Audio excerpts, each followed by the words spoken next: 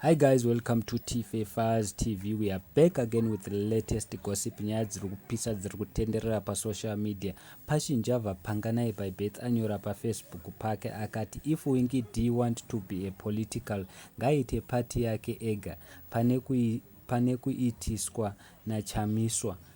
Winky is more powerful than Chami, ndo zvanyorwa naPanganai. Asi vanhu vataura zvinhu zvakawanda zvakasiyana siyana. Mumwe munhu auya akanyora akati usarwadziwe daka rako riri pakuti Winky akaramba kuitiswa newe neZanu PF period.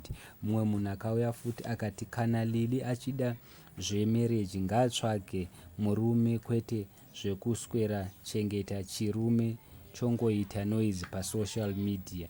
Lily is bigger than you Panganai. Mumwe munhu adaro. Mumwe munhu akauya akati komadi mangoitawo yenyuwo mega political party wakubhaiza iwe Java. Winky is singing zvikuitika mugeto. Mumwe munhu akati pana Winky tokujobora miraone iwe Panganai. Mumwe munhu akati yake inonzi gafa party 1 hauzvizivi here. Mumwe munhu akauya akati imi makatadza nei kuita pati yenyu muchiitiswa naED dambudzo zvauri more powerful kudarika Gagwe. Ndozvataurwa nemumwe. Mumwe munhu akati inga ukunetseka manje uchaita sei. Mumwe munhu akati enda hako unopa ED maadvice kwete isusu dzikama. Mumwe munhu akati mbinga yakasheka nyika yese iri kusheka. Mumwe munhu akauya akati you are working very hard to separate people instead of uniting them. 2023 is people's year. Mumwe munhu akauya akati uyu akurasika njere manje. Mumwe munhu akauya akati zvarwadzaka. Mumwe munhu akauya akati mira kupa vana confusion.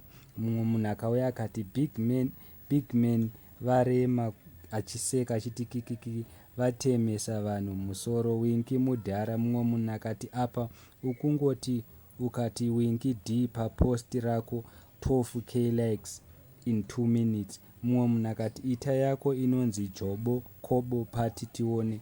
Mumwe munhu akati akauya akati zvinoenderwa kuchikoro iwe une power kudarika chiwenga ukutadza nei kuita Ministry of Education and Child Care.